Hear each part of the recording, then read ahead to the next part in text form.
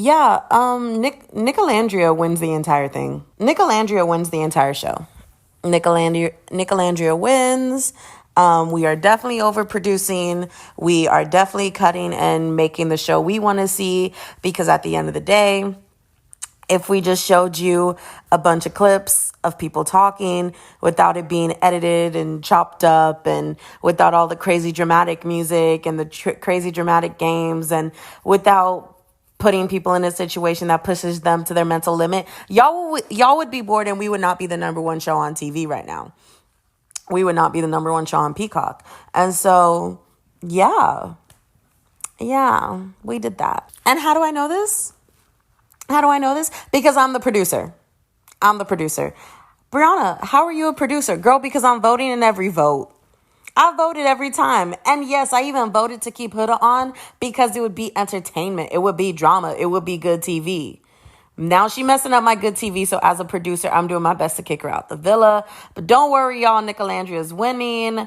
Brian and Amaya Papaya, love them to death. Love my little Amaya Papaya. If Nicolandria can't win, if Nicolandria doesn't fall in love, Amaya Papaya is right there to take their place. But in reality, I think I deserve the 100K. Thank you so much. Alexa, play the Distract Me Please theme song.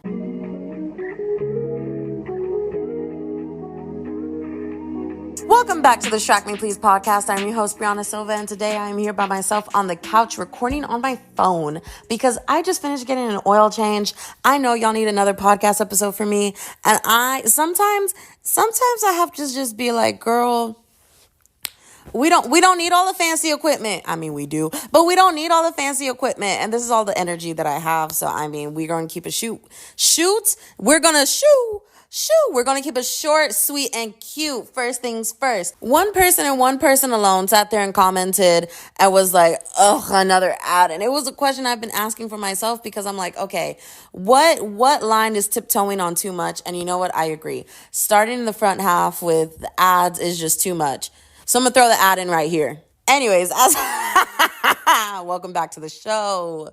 Sometimes it's really fun that I just get to like be crazy and I can put an ad wherever I want. Although if this ad did not play on all platforms, y'all just made me look stupid. Y'all just made me look crazy, and I don't appreciate that. But anyways, that's besides the point. I felt that in my soul, and I was like, you know what? If one person's complaining, then multiple people are thinking it. And even I sometimes, because first things first, before I'm a podcaster, I'm a podcast listener at heart. Like before anything else, I'm a podcast lover. I'm a podcast listener. I love podcasts. I love listening to podcasts. And anytime a podcast starts off with an ad, sometimes I do get a little irritated. Like, especially if it's not, I don't know. For me, I'm 50-50 because one of my you know what? No, I do get irritated because the Money with Katie show, it starts off with the host read pre-roll ad, and it does get frustrating. I'm always like, skip. Why are we starting with an ad? And then the ones that don't start with ads, I do love them. So I do agree. I agree with that person. I was like, you know what? One person's getting irritated. Like having 2 ads in the beginning. First of all, I put 6 ads in my podcast. Technically, I'm not the one putting it. Spotify puts it for me because I just have Spotify automatically place the ads in there for me. But yeah, like 2 ads in the beginning of a podcast episode is kind of crazy. It's kind of crazy. But my other thing is I like batching the ads together because there is nothing worse than listening to a podcast. So it starts off with 1 ad. Then you get into the show. Then like 10 minutes in, you have another ad. Then 10 minutes in, you have another ad. Instead of batching all the ads together, that drives me crazy. I would rather have a longer ad break than multiple miniature ad breaks throughout the episode. Because my thing is, okay, listen, as a podcaster, I should not be telling y'all this, but as a consumer, let's talk about it. Bigger ad breaks, you can just skip through it, right? Skip the ad. And then boom, you can get back into the content. But when it's multiple little ones, oh my God, now I got to pick up my remote again. Now I got to tell Alexa to fast forward 30 seconds again. Now I have to pick up my phone and skip again. Let me pick up my phone like 3 times, okay? And I'm chilling. But if it's 6 ads and you have the 6 ads in 6 different spots in your podcast episode, I hate that. You know what else I hate? I hate watching podcasts on YouTube. Brianna, why do you hate watching podcasts on YouTube? Because typically the bigger podcasts have host read ads on top of YouTube placed ads. And so you'll be sitting there and you'll skip through the host read ad, right? Then boom, right after you get hit with the non-skippable ad on YouTube. That boils my blood. Oh my God, bro, there's nothing that pisses me off more. Like, I mean, my podcast is on YouTube, and if you're listening on YouTube, you have it ad free.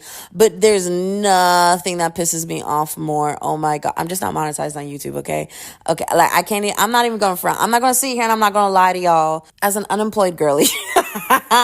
Oh my God, which is something we could talk about too. We're going to talk about Love Island. We're going to talk about my book that I just read. I'm so sad and scared to talk about certain books, especially when they're big time books. Because nowadays it just feels like everybody that you love, they're all miserable people who like, they just don't deserve love and support. And so I'm like, oh my God, this book was so good. I'm afraid to talk about the book because I'm afraid to Google the author's name and find out that the author is a miserable person. And so I'm holding myself from doing that. I don't want to do that yet. I don't want to burst my bubble. I literally just finished the book 2 hours ago. I'm not ready. I'm not. Personally, it was taking too long to find all my transition sounds and music from my little, what is this called? Terabyte external drive storage. Okay, so here's me oohing as transitions. Ooh, ooh, ooh, oohing. Ooh, ooh, yeah. Tell me why I'm click, click, bloom on my clock, boom, clack, boom. There was a TikTok video. Anyways, I was clickety clacking on my watch, and then I accidentally started playing my music from Spotify that I was playing while I was zooming down the highway. Anyway, I have so much to say. I want to go on so many tangents. Okay, first things first, Love Island. I'm obsessed. The series ends on Sunday, and I don't know how to feel about that. I have been loving every single person except for the few races. Oh, do we want to talk about Sierra's video? Oh my God. And sometimes I love the side of the internet that I'm on, but so I love my side of the internet because I'm on the side of the internet where people are like, we are not a part of the Asian community, so we cannot accept nor can we decline her apology video. It is not our place to do that. But can we talk about how disingenuous that was? And I was like, yes, it definitely feels like that. But also, there's also the few people who keep slipping through the cracks where they're like, that was a slur, and then they say the slur. And then they say the slur, not part of the Asian community. And they're like, yeah, no, we can't accept that because that was racist. She said the word, and they say it. And I'm like, I thought we all just agreed that it was a racial slur. Why are we saying these slurs so bold with our chest? And maybe I'm just part of the people who grew up on the internet. Like, I mean, granted, am I older? Yes, I'm 25 years old. And so I did see the part of the internet where people just said anything they wanted and got away with it. And it was shock content and it was comedy. And like, people knew it was bad, but people weren't getting canceled for it. Like, you could still love someone who was genuinely making racist content online, like back in the early 2010s. Like, that's not even a joke. That's not like, we knew it was bad. We were like, people would sit there and see those jokes and it would be like, damn, I can't believe they just made that joke. Like, that's so messed up. But it was funny because it was so messed up, And then finally people started having the conversation of like, hey, that's really messed up that you're making these jokes like this because you're already punching down on a community that's already being oppressed. Let's make fun of white people instead. That was a joke. But anyways, I have one white grandparent, guys. I can't be racist. I mean, being oppressive to white people is not racism because there's no systematic oppression or part of it. Anyways, that's besides it. Google it.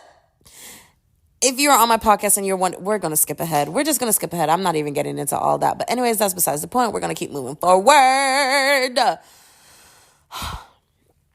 Sierra's apology from Love Island. The girl feels very calculated.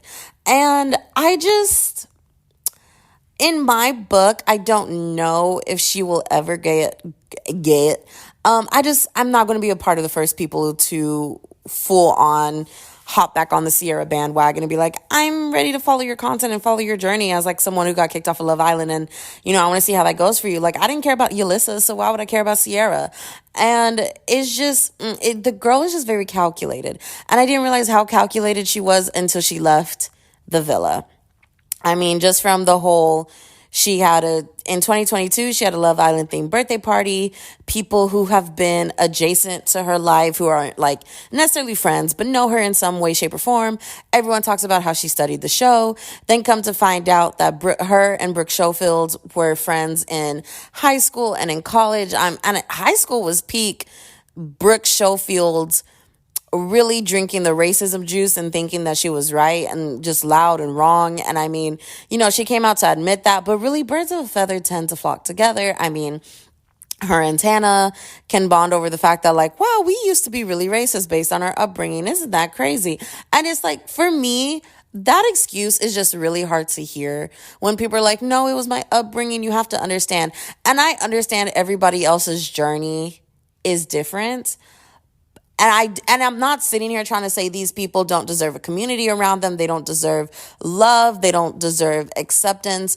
I'm just saying I don't think I'll be a part of that community. Like these people do not need to receive like hate and backlash online. I mean, even Sierra saying people finding out that there were people calling ICE on Sierra's family because she's of Hispanic descent, people calling CPS on Huda, people calling the medical board on Nick. Way too far. And truly, I literally said, I think it's a bunch of like teenagers who have nothing better to do, who don't understand the nuance of being human. Like, people doing that stuff don't understand that not everything is good person versus evil person. It's not hero versus villain. Sometimes it's a really good person has just made a few bad choices. Like, two things can be true. This person's really sweet and lovely to hang around, but also they're racist, and some of the things that they say is just so out of pocket that I can't be around them. Like, yes, it is true that she probably didn't mean any harm by saying what she said, but also, hey, that was really messed up that you did that. And the fact that you thought it would be funny and okay, crazy work, right? Like, Huda is toxic, but does the girl deserve to have CPS called on her child? No, like, two wrongs are not going to make a right. And so I literally was like, I think the people doing this are truly just like underage, like people who just don't have anything better to do, people who don't realize that, Love Island it's just a show. But where was I going with this? Oh my God, I just got a text message and I literally was like, got so distracted. I'm trying to finish this podcast before my mother gets home, because one thing about me, I hate when I'm podcasting and there's people around me making noise, talking, trying to talk to me, walking in and being like, what are you doing? Recording a podcast and talking to myself and my inner demons. Please get out of here. And anyway, so that's besides the point. But what was I saying? Okay, yeah, the whole Sierra thing. Birds of a feather tend to flock together. These people do deserve love and acceptance. I really do believe that. There's very, very, very few people that I think can be, like, I just think it's so rare for someone to be so truly wholeheartedly evil and manipulative to the point where like they need to be isolated, like they are a danger to themselves and others in any way, shape, or form, so they do not deserve any empathy at all. Those people exist. Oh, they definitely exist. But that list is so short that I don't think that these people, like, especially if they show that there have been growth and change and they, have learned from their mistakes and they have become educated. It's like, okay, yes, of course you deserve love and acceptance. The reason why I just don't think that I'll be a part of that crew is because that excuse is so hard for me to understand, because I grew up with a very, very, very religious, very conservative family. My family, I don't care. I'm outing all these people. My family is so homophobic, right? My family does not love the gays and theys. I mean, these quote unquote Christians have sat here, and especially once gay marriage became legal, I think it was like back in 2015 or 2016. I mean, I really heard. I really heard everything. Every single gay slur. I mean, the way they talk. I mean, even to this day, the way they talk about gay people, they will talk about it like it's a disease. Truly heinous things. I have never once picked that up. That never, not once. Even like when I was younger and I didn't fully understand what the gay community was, why they were hated, it never, like, they would say these things and it would just be like, oh, that's something my family would say. But like, I never once thought, oh, I should hate these people because my family does. Like, never in my life. And so that's so hard for me to hear as an excuse, because to me, and I don't know, maybe it's just because I think differently. Maybe it's a touch of something else that caused me to think that way. But anytime my family would just say these hateful things to certain groups and communities, because it's not just the gays they hate. Again, very Christian, very conservative. So like, I've heard them say a lot of things about different groups of people, and I've just never picked it up. Like, even when I didn't have a single, and I mean, the gay community is who they hate the most.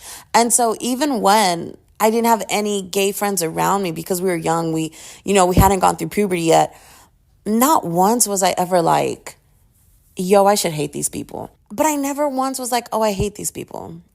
I hate these people, and that's a sin. I'm talking peak my peak God-loving Christian era really didn't go that far. Really didn't go that far. I mean, for a very long time. There was a point in my childhood, I mean, I used to say like, oh, I think believing in God and really feeling the Holy Spirit, that's something that happens for adults. And then I became an adult and I was like, wow, why do I still have this whole like believing in God and really feeling the Holy Spirit is for adults? Am I missing something here? And then I tried, and then it was like, it fell apart pretty quickly. But that's besides the point. But like, even peak of like, I'm a believer, I pray, like one day I'm going to have this epiphany of like how much God loves me and how much I love God. I'm going to do anything for God. There was once upon a time that I genuinely was like, I could see myself becoming a nun and enjoying it, because that's how deep I was drinking the juice, right? I was like, one day God's going to transform my entire life because I'm such a good little Catholic girl. And not once was I ever like, because I love God, you're a sinner, and I need to tell that to you. And no matter how much I was raised to be that way, it did not matter. And so for me, that is just such a hard excuse to hear of like, well, my parents are like that, and that's the environment I was raised in, or my family was like that, and that's just the environment that I was raised in. And I'm just like, even some of my family members who I love and adore, that is their nature. Not once was I ever like, I want to be like you, so that means I'm also going to hate the gays and theys. Like, what? So that's why I'm just like, that's why I'm like, I don't think I can be part of the community who's like, I see you've changed. I see you're working to, become better, to really help out the communities that you used to harm. Because I cannot in good faith sit down in a conversation with them, listening to them talk about how much they used to hate a certain community, and then be like, but I've changed and now I know better. That irks me. It irks me. And I understand some people have to go through that growth, but oh my God. Ooh, listening to people say stuff like that, it always is like, what? And maybe a part of that was also because I was just raised in Houston. And so I've always grown up in a melting pot of people. And so one thing in Houston that I really learned was like how to accept people of all backgrounds from a young age. And so maybe that's why it never really fazed me, but I don't know. Girl, I just don't know. Anyways, moving on. So I just find it hard for me to see that Sierra has been friends with people of that nature, and then for her to be like, I've grown and I've changed. Birds of a feather tend to flock together, love. And so it's hard for me to jump on that community. Maybe in like 50 years when I don't care what people think about me anymore and I see she's actually changed, and I've been like, I've always wanted to follow Sierra out of curiosity. I will say that's one thing I'm excited about. I keep saying I hate my 20s. My 20s have not been kind to me. I hope they get better. I just don't see it going that way. Maybe it'll surprise me, but I think my 20s will slowly get better until I'm thriving in my 30s. And one thing that I'm really excited about that everyone talks about their 30s is that like you hit 30 and you just stop caring. Like you can't bring yourself to care about what people think about you. And I'm so excited for that day. I feel like I still care a lot about how people perceive me, in the sense of like, oh, I care about what my friends think. I care about, what my loved ones think of me. I care that they see me as a good person. And I just want to get to a point where I'm like, I just don't care. I don't care if you sit here and think that because me and so had a falling out that you can, like, I want to get to a place where I'm like, I just don't care. And then I want friends around me who are like, we just don't care, because I think there is a beauty in being able to be your full self, the good and the bad, and for people to still love you because they just don't care. Like, I cannot wait to get to the place where, like, people don't feel the need to constantly give me their opinion about my life. Like, I just want to be surrounded by people like that. Like, I think that's the other part, is like, you know, caring so much about what people think. I think it also leads you to be in a group of people who think that their opinions on other people is very important. And I feel like I keep finding myself in groups of people like that. Again, just because that tends to be the nature of my family. But because that's the nature of my family, sometimes, you know, there are people that I've been friends with in the past who were like that. And I didn't see it. I was blinded because I had to accept it from my family. So I thought I just had to accept it all the time. And being able to slowly inch away from that within friends. And now I'm like, oh my God, I can't wait to like get my life in a better position where I'm like, I just don't want to be around people who just feel like my opinion on your life is so freaking important that I'm constantly going to give you my unsolicited opinion. I'm always going to tell you what I think. Like, there's a difference between like having a heart-to-heart felt moment and being like, I'm so confused, I don't know what to do. And a friend is just like, babes, I'm just going to tell you what I think because I love you. Versus, oh my God, no, listen, like I'm doing this, and that. And then someone looking at you and being like, but do you think that's what you should be doing? Don't you think you would be happier if you do this? I think you should do this. And then every day reminding you, like, there's a difference. There's a difference between like giving helpful advice and then just sharing your opinion because you think your opinion's better. And I don't think a lot of people walk that line very well. And so definitely like speaking up for myself, learn to speak up for myself. We're supposed to be talking about Love Island and books and stuff. I don't know. I just got on a tangent. Talking about tangents. This book that I just finished reading, The Fury by Alex. I don't even know how to pronounce his last name and I'm not going to try. By Alex. We're on a first name basis now. By Alex. The Fury by Alex. This was a really big book last year, I think. Like, this book went crazy. This book was doing numbers. And I finally got around to reading it. I think I finished the book in 3 days. Granted, was it the audiobook version? Because I also kind of hit a book slump. And I realized my book slump wasn't because I didn't want to read anymore. It was because I didn't want to read anymore.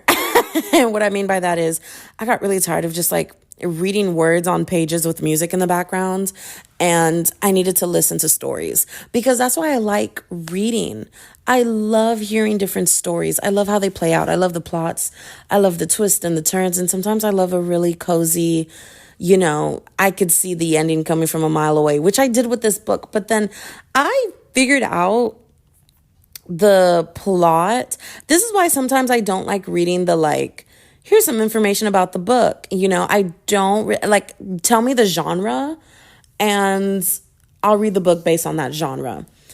And the reason why is because I am so good at figuring out the plots.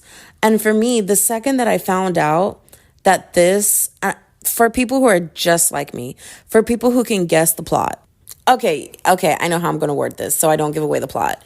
The second that I found out that this was an unreliable narrator, because I mean, it was said right there in the description of the book. It was a murder mystery. It was this, it was that, blah, blah, blah. And then I think somewhere I had saw that someone had said, if you want a book where the narrator is a true unreliable narrator, pick up this book. And then I started learning a little bit more about unreliable narrators.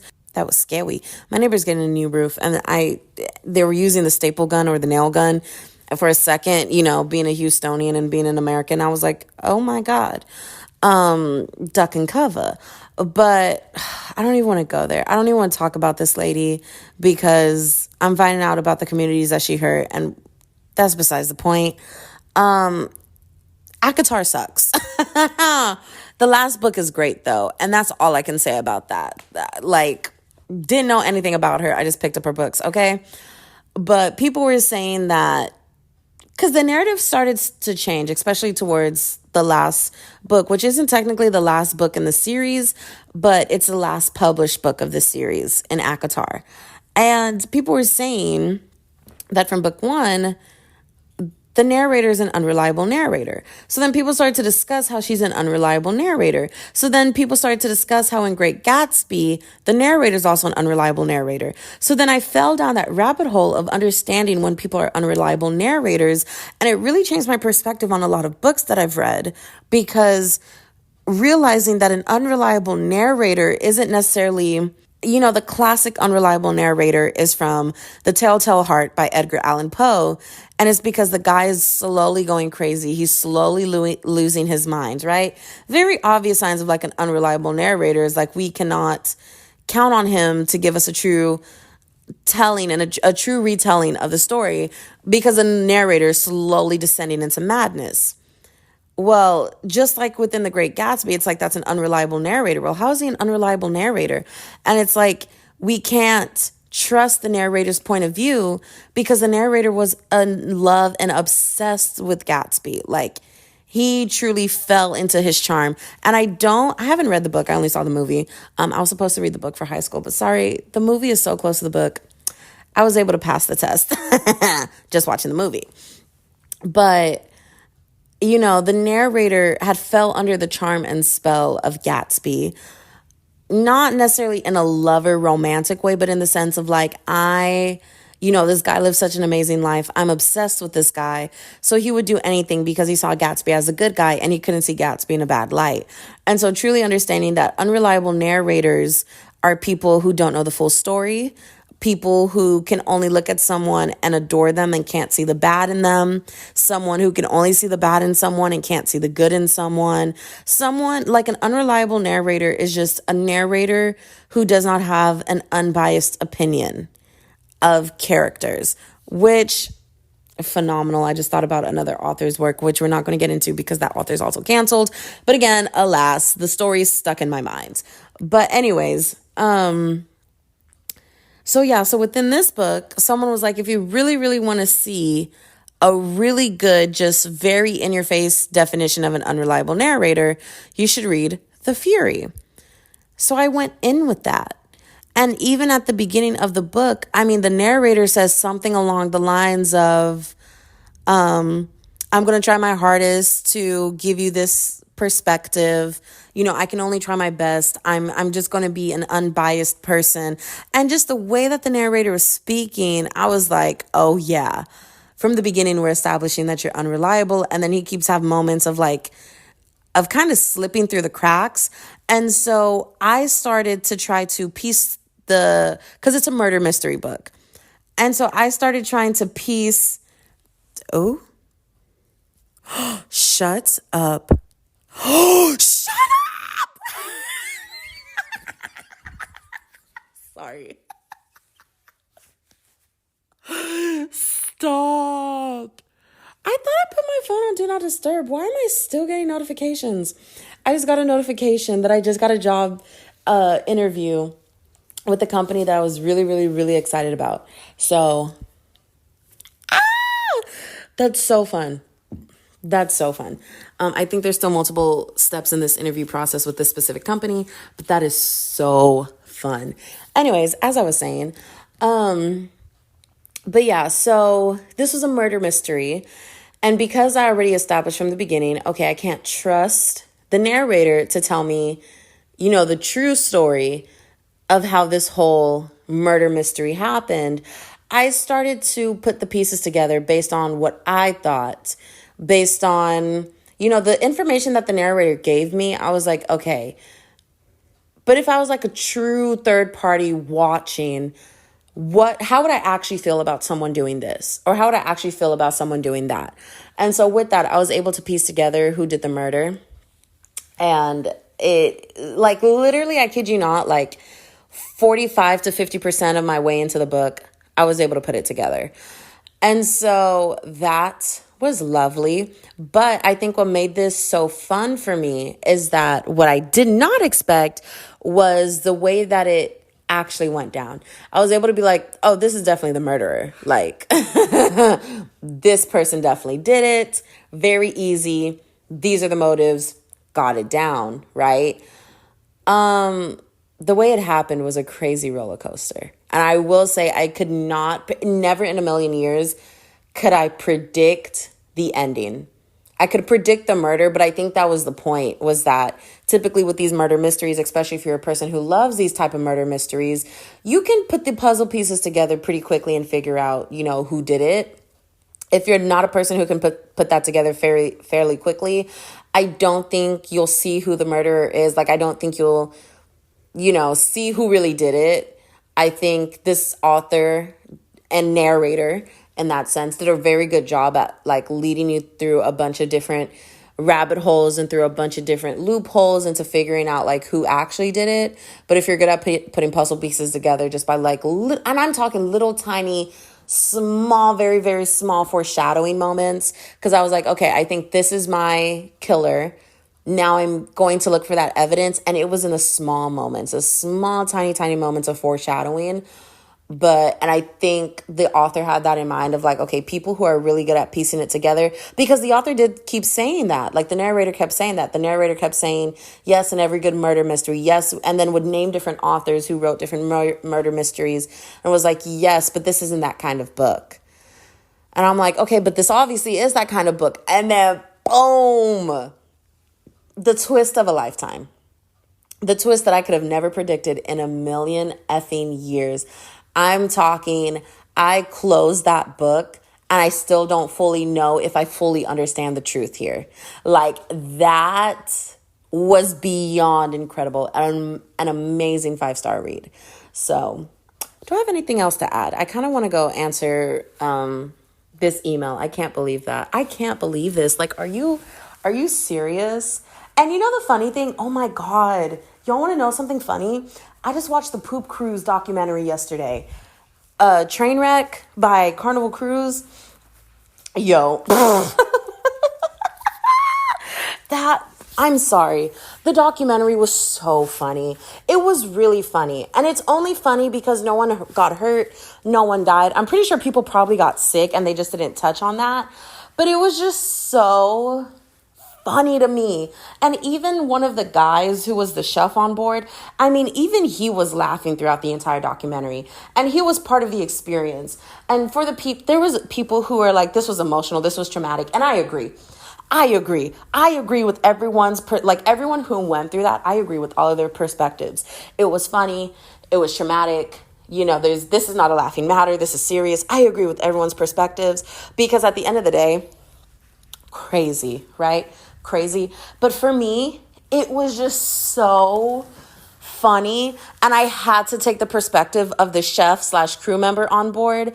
And especially as someone who took a Carnival cruise, right? Like, not right after that happened. I believe that happened in 2016. And then I took a cruise in 2019 with Carnival. Loved every second of it. I truly love sailing with Carnival. I want to sail with them again. My cousin just came off of a Carnival cruise. He had such a good time. He was like, if I'm going on a cruise again, it's going to be with Carnival. And so for me, I'm just like, I understand how that was so serious. If I was in that situation, I would be pissed. I would be fuming. But I'm sorry, that documentary was so unserious. It was so unserious. Like, are you kidding me? The entire thing revolved around where people were going pee-pee cocky, okay? Because at the end of the day, I think that's what made it funny, because I don't think, it was a great take. The people who were the storytellers on this did a really great job, right? Because they were able to touch on every aspect of it was horrible. It was miserable. People were hot. People were fighting over food. They were starving. That's insane. Also, the toilets didn't work and people were stepping in pee-pee cocky all over the ship. I mean, the ship leaned and man, everything leaned with it and people were stomping through pee-pee cocky. That is so funny. And there's a guy in there who was such a character. Bro, he was so funny. I do not remember his name, but it was the white guy with glasses who was sitting in the arcade behind him. he is a character. He is meant for TV. That boy's personality was bigger than life, and he could tell the story. And I think he could tell the story the way he did because he wasn't miserable. He was miserable the entire time, but I think he even saw the humor of it, of like, yo, we were stuck on a boat. No one was seriously injured. No one was seriously harmed. Every single person, even the people who had a very traumatic experience, they also laughed about it. Everyone found a way to laugh about it. And they talked about how good the crew was to them on board. Like, everyone walked off that ship being like, the crew members were phenomenal. And so I think that's why people could laugh about it. But that, damn, I was literally laughing. And I'm like literally telling my mom, like, oh my God, yeah, so-and-so said this. This person said this. This happened, this happened, this happened. It was just so funny. And if you want an unserious documentary, I love documentaries. I definitely highly recommend Trainwreck Poop Cruise on Netflix. The next documentary I think I'm going to be watching is the Idaho murders case on Peacock. Insane. After finishing my episode of Love Island tonight, I need another book to read. And oh my God, I had a viewer leave a comment of 2 different books to read, and I took a screenshot of it. I need to go look into those books. But yeah, I have 19 books on hold in the Libby app, first of all. And so I don't think what I need to be doing is looking for more books to be picking up and reading right now. But the next book that I should be receiving is Everything is Tuberculosis by John Green. It says I have like 2 weeks to wait until I get the book released to me. So that's going to be my next read. Yeah. I think that's it. I think that's where I'm going to end this podcast episode. I just really wanted to do a tell on Love Island, give my opinions of Love Island. Love Island is life. Love Island is all I can think of. Mommy, mamacita. No, I'm a mommy. A mommy to what? A dog? No, I'm a mom. I have a daughter. Like a baby, like a human child. Like what was that conversation? Nicolandria for life. Love them to death. Amaya Papaya. Truly, if she could win it by herself, I would let her win it by herself. I do think Brian actually likes the girl, and I love that for them. I hope their love continues to flourish. And TJ is kind of funny. I don't like that man. I don't think I can ever like that man. But him posting a video of him driving around being like, I just can't get away from it. And as he's driving, he shows a billboard, and the billboard says, Pepe, I never laughed so hard. Is it raining outside? Jesus Christ. It's been talking about raining. To the people who were affected in the floods in Texas, my heart goes out to them. The Houston Astros is taking donations for relief. I think HEB is also taking donations for relief if you really want to help out. As someone who was in Houston for the Harvey floods, the flooding in Texas really, really is devastating. Like, it sucks. And especially like when you have a senator who goes on vacation, something crazy happens in Texas. It really does suck. As Texans, we argue a lot about politics because we have our little blue cities when the state itself is categorized as red. And so the Texas communities fight a lot. But when it comes to devastations, there is nothing that makes us come together quicker than a devastation in Texas. And it really is because no matter what party you represent or what party you stand with, we see all as Texas citizens, we typically get abandoned. And it takes us a long time before we start getting, help from the government, help from our local government at that. And so the news has been heartbreaking to watch. And there's nothing that has made me feel more powerless because at the end of the day, I am still unemployed. And so I don't have money to donate to these people who have been trying to reach out to help in these communities, who are looking for funding to help with the communities. Hearing the stories hurts, especially with the Camp Mystic, because starting from 8th grade, I went to dance camp every summer because to be on, part of the dance team of the school starting in 8th grade all the way 9, 10, 11, 12. I had to go to dance camp. And in dance camp, I've also have the rules of like, we're not allowed to have our phones. Phones got to stay locked up. If we see your phone, we take it, we give it to you at the end of camp. If you want to call your parents after I've taken your phone away from you, you're going to come to me at the end of the day. I'm going to sit next to you as you call your parents. Then you're going to hand your phone back to me. And like, that's it. And, those rules are so strict. And especially growing up with someone who like, technology is how we get our information. I also understand the rules because like when you're in camp, they want your focus to be on camp. They want your focus to be on making friends, being able to connect with people, hopefully making lifelong friends. You're doing so many crazy activities. They just want, especially young kids, they want these kids to be involved. It's hard to care about things as a kid. And so being able to take the phone away and forcing you to care about the activity in front of you, it was really life-changing, and I loved camp so much. Sometimes it sucked a little because sometimes camp got a little intense because when you're at camp, especially if it's dance camp, Jesus Christ, you're dancing from sun up to sundown. That's not a joke, especially in high school. My schedule was wake up at 6 a.m., be down to eat breakfast at 6:30. No, I think it was wake up at 6:30 because I think breakfast started at 7.